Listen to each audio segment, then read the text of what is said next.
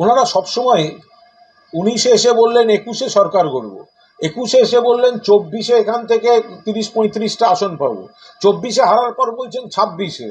অর্থাৎ সবসময় একটা সামনে নিজেদের কর্মীদের ভুল বোঝাতে একটা মূল্য ঝুলিয়ে রেখে তারা মানুষকে বিভ্রান্ত করে, নিজের দলকে বিভ্রান্ত করেন। ফলে বাস্তব হচ্ছে বিজেপি কমে যাচ্ছে, বিজেপি পড়ে যাচ্ছে।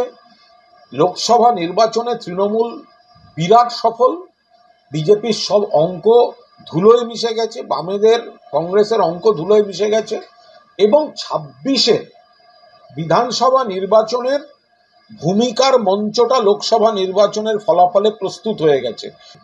ওনারা সবসময় 19-এ এসে বললেন 21-এ সরকার গড়ব, 21-এ এসে বললেন 24-এ এখান থেকে 30-35টা আসন পাবো, 24-এ হারার পর বলছেন 26-এ। অর্থাৎ সবসময় একটা সামনে নিজেদের কর্মীদের ভুল বোঝাতে একটা মূল্য ঝুলিয়ে রেখে তারা মানুষকে বিভ্রান্ত করে, নিজের দলকে বিভ্রান্ত করেন। ফলে বাস্তব হচ্ছে বিজেপি কমে যাচ্ছে, বিজেপি পড়ে যাচ্ছে।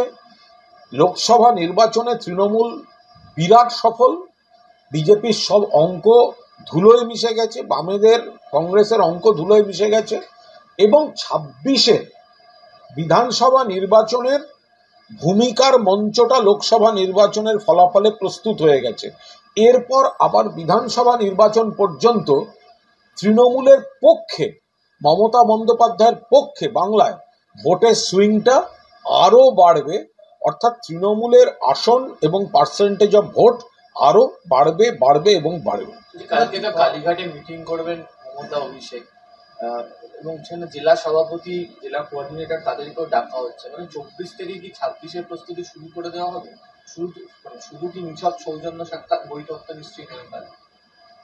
দেখুন, একটা গুরুত্বপূর্ণ নির্বাচনে দল বিপুলভাবে সফল হয়েছে। তারপরে আমাদের নেত্রী একটি বৈঠক ডেকেছেন। খুব স্বাভাবিকভাবেই সেখানে জাতীয় রাজনীতিতে, দিল্লিতে, সংসদে দল কি ভূমিকা পালন করবে, দলের রণনীতি কি হবে, তিনি প্রয়োজনীয় বার্তা এবং নির্দেশ দেবেন। এবং যেহেতু ভোটের পরই এই বৈঠক হচ্ছে, ফলে যেগুলি প্রয়োজন মনে করবেন আমাদের সর্বোচ্চ নেত্রী, সেইভাবেই দলীয় নেতৃবৃন্দকে বার্তা দেবেন এবং গাইড করবেন। এই ফলাফল বেরোনোর পরে দেবাংশু ভট্টাচার্য, বিপ্লব মিত্ররা দলের অন্তর্ঘাত বেশ কিছু কর্মী নৌকায় পা দিয়ে রয়েছে, তাদের হার বিশ্লেষণ করতে গিয়ে অন্তর্ঘাত তত্ত্ব আনছে। এই বিষয়ে কোনো মন্তব্য করব না।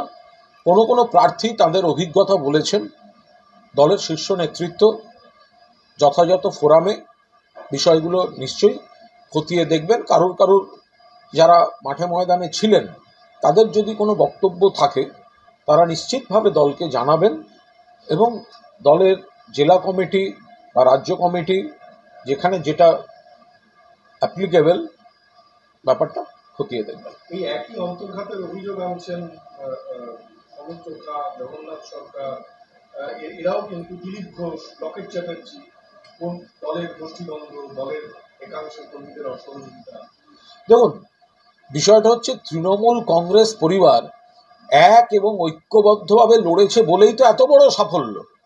হয়তো কিছু আসন আমরা জিততে পারিনি, আমরা 29টি আসন জিতেছি, তারপরেও 3 থেকে 4টি আসন অল্প ভোটে, কখনো কেন্দ্রের নির্বাচন কমিশনের কিছু অবজারভারের কিছু ক্রিয়াকলাপে আমাদের হারিয়ে দেওয়া হয়েছে।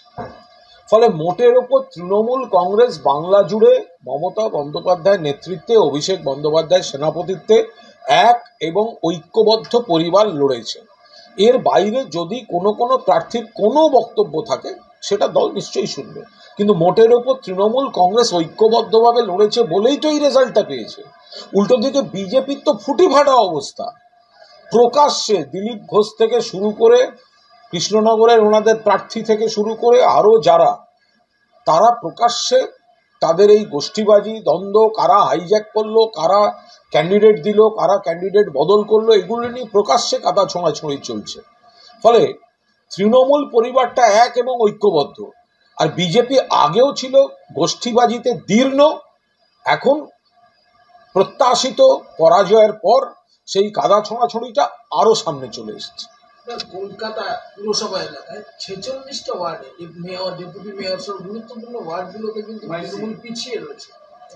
বিভিন্ন না, এটা খুব একটা আত্মবিশ্লেষণের বিষয় আছে। এটা নিশ্চিতভাবে তথ্য পরিসংখ্যান আমরা খতিয়ে দেখছি, কিন্তু এগুলো আবার সবটাই মেকআপ হয়ে যাবে। এবং কলকাতা শহরে আমরা যেমন লোকসভাতে আমাদের 2 প্রার্থী জিতেছেন তৃণমূলের, তেমনি পুরসভা নির্বাচন হলে দেখবেন যে এখানে আমাদের বোর্ডও যেমন তৈরি হবে, তেমনি কোথাও যদি মনে হয় কিছু কিছু জায়গায় একটু ঘাটতি আছে, সেই সমস্ত মেরামতি হয়ে টোটাল সুইংটা আবার তৃণমূল কংগ্রেসের দিকে থাকবে। কারণ আমাদের কাউন্সিলররা দক্ষ, কাউন্সিলররা যোগ্য, তারা যখন আবার এলাকায় কাউন্সিলর ভোটে যাবেন তখন আবার দেখবেন মানুষ পুরোদস্তু তাদের জিতিয়ে দিচ্ছে। কলকাতা লাগোয়া নিউ টাউন রাজারা, এখানে দেখা যাচ্ছে গেরুয়া বেশ ভালোই ভোট পেয়েছে বিভিন্ন জায়গা থেকে। এত তাড়াতাড়ি এই নিয়ে দল কোনো মন্তব্য করবে না। আমাদের সমস্ত তথ্য পরিসংখ্যান আসছে, বিচার বিশ্লেষণ চলছে। যেখানে আমাদের ভালো হয়েছে সেখানে আরও কি করে ভালো করা যায়, আর যেখানে আমাদের একটু ভালো করা দরকার, কোথাও ক্ষয়ক্ষতি আছে, সেই ক্ষয়ক্ষতি কিভাবে মেরামত করা দরকার, যথাযথ সময় যথাযথ ফোরামে নেতৃত্ব সেটা বিশ্লেষণ করবে। গতকালকে বলেছেন, তাও আজকেও দেখা যাচ্ছে যে একাধিক জায়গাতেই গেম চেঞ্জার দাদা অভিষেকের বিভিন্ন পোস্টার। অভিষেক এই ইলেকশনে কতটা গেম চেঞ্জার হিসাবে উঠে? দেখুন, এই ইলেকশন মমতা বন্দ্যোপাধ্যায়ের নেতৃত্বে, অভিষেক বন্দ্যোপাধ্যায়ের সেনাপতিত্বে তৃণমূল কংগ্রেস পরিবার এক পরিবার, ঐক্যবদ্ধ পরিবার হই হই করে এবারের ভোট করেছে এবং বিপুল সাফল্য পেয়েছে পশ্চিমবঙ্গের মাটিতে। এখানে মমতা বন্দ্যোপাধ্যায়ের যে অক্লান্ত পরিশ্রম, তার উন্নয়ন, তার বার্তা, সেই জায়গার সঙ্গে সঙ্গে অভিষেক বন্দ্যোপাধ্যায়ের পরিশ্রম, রণনীতি, রণকৌশল, এগুলো একটা বড়সড় ফ্যাক্টর হয়ে উঠেছিল।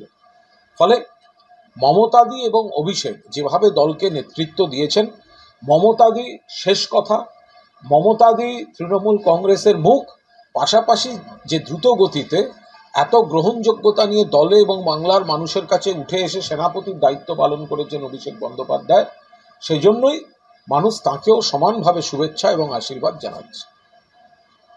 মোদী নিয়ে আর একটা বলি যে আগে বৈঠকে মোদী এটাও বলেছেন যে দুনিয়ার সামনে দেশের ভাবমূর্তি খারাপ করার ষড়যন্ত্র করেছিল ইন্ডিয়া জোট এবং দেশের বিভাজন এবং হিংসার পরিকল্পনাও করা হয়েছে। সম্পূর্ণ মিথ্যা অভিযোগ, সম্পূর্ণভাবে মিথ্যা অভিযোগ। যে যে কারণে সারা পৃথিবীর কাছে ভারতবর্ষের ভাবমূর্তি ক্ষতি হয়েছে তার প্রত্যেকটির সঙ্গে কেন্দ্রীয় সরকার দায়ী।